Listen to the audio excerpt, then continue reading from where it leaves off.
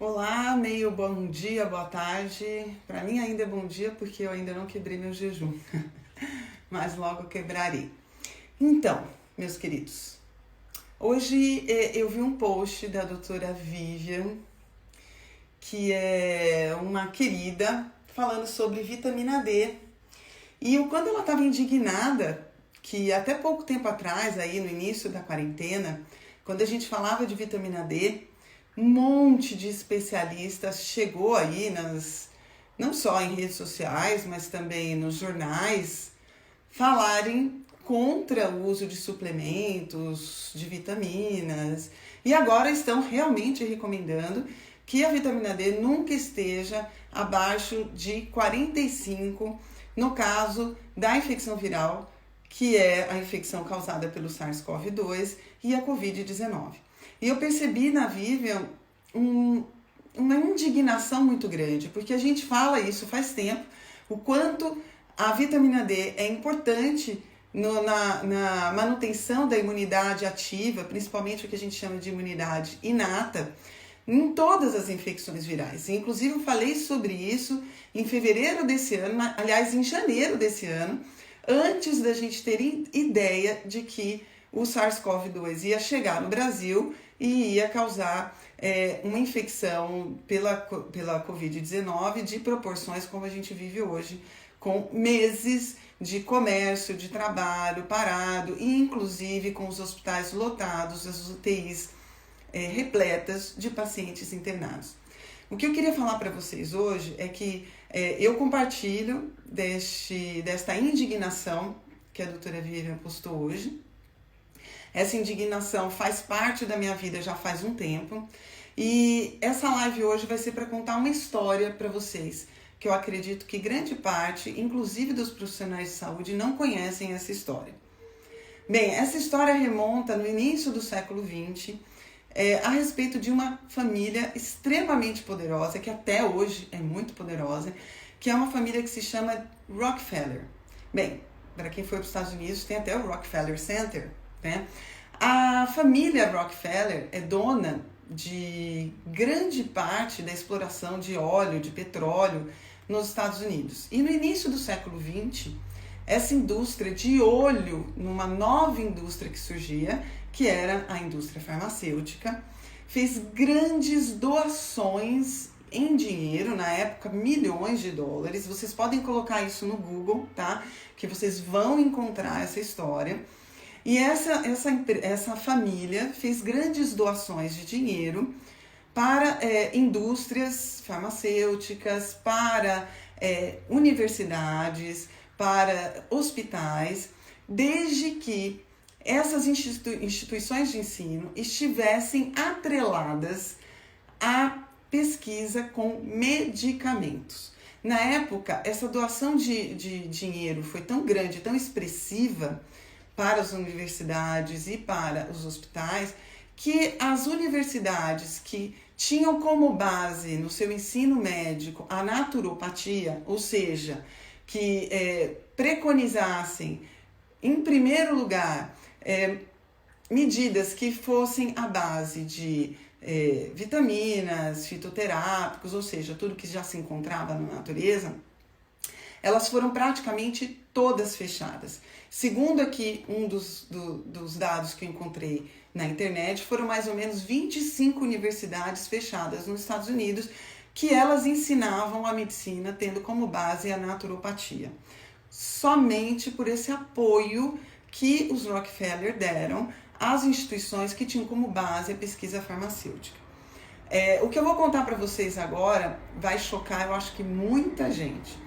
Pelo seguinte, em 1939, antes da Segunda Guerra Mundial, os Rockefeller compraram uma indústria que se chamava IG Farmer. Essa indústria, na verdade, foi a que deu origem depois à chamada Bayer, que é uma enorme indústria, na verdade, química, e também tem a questão farmacêutica. Bem, quando a Rockefeller comprou esta indústria, quando a família Rockefeller comprou essa indústria, ela fez uma doação, essa indústria alemã, e ela fez uma doação muito grande, em um volume muito grande de dinheiro, para o então Adolf Hitler, que ainda estava engatinhando no pensamento nazista.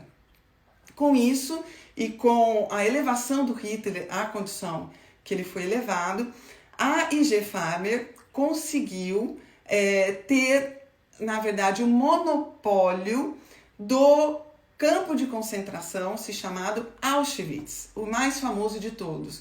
E o campo de concentração Auschwitz se tornou um campo de pesquisa da empresa farmacêutica, que monopolizava este campo de concentração. Então, as pessoas que ao entrar no campo de concentração pareciam muito magras ou muito fracas, elas eram encaminhadas para os fornos, né, para campo de gás e outras coisas assim, porque elas não sobreviveriam aos testes com drogas que interessavam à indústria farmacêutica, nesse caso, patrocinada pelos Rockefeller. Bem, com o final da guerra e com o tratado aí de Nuremberg, em que muitos nazistas foram condenados e tal, grande parte daqueles que estavam em Auschwitz eram desta indústria farmacêutica, e alguns foram condenados e outros foram presos, e mais ou menos lá em 1951 houve um acordo, não sei exatamente de quem com quem, e muitos deles foram liberados. Segundo o que eu encontrei aqui pela internet, grande parte deles continuaram na indústria farmacêutica, inclusive como comandantes de grandes empresas farmacêuticas. Esta empresa enorme aí, eu vou até abrir ela aqui, que era a IG Farben, né, que era essa indústria farmacêutica patrocinada, comprada pelos Rockefeller, que tinham fechado as faculdades que faziam naturopatia, né, que promoveram o crescimento da pesquisa médica farmacológica, deu origem a outras empresas quando acabou a Segunda Guerra Mundial, que foi a Kellogg's, Nestlé, a Bristol Myers, Procter & Gamble, a Roche, a Sanofi Aventis, que não sei se vocês sabem, é a indústria farmacêutica que promove mais estudos científicos no mundo, pela Sanofi, e a própria Bayer. Então, essa indústria que fazia todos os seus testes em Auschwitz, acabou se tornando todas essas indústrias posteriormente. Com isso, não fica difícil entender, né, além do que nós, brasileiros, o Brasil acaba copiando tudo o que acontece fora daqui, né, inclusive o que acontece nos Estados Unidos. Nós fomos criados, inclusive as nossas universidades médicas, foram criadas com o pensamento de que o que é natural não funciona. O que é natural é coisa de curandeiro. O que é natural é coisa de charlatão, né? Como, por exemplo, a vitamina D, né? Que não tem patente, não tem como eu patentear a produção de vitamina D, porque a vitamina D está na natureza. Então, não interessa para todos esses interesses que envolvem uma indústria que só perde em lucro para a indústria bélica. Interessante, né? Que a própria Rockefeller deu dinheiro para o Adolf Hitler, né? Que ia começar a gastar aí muitas armas, e patrocinou o surgimento da indústria farmacêutica na Segunda Guerra Mundial, usando Auschwitz não como campo de concentração, mas sim também como um campo de pesquisa farmacológica.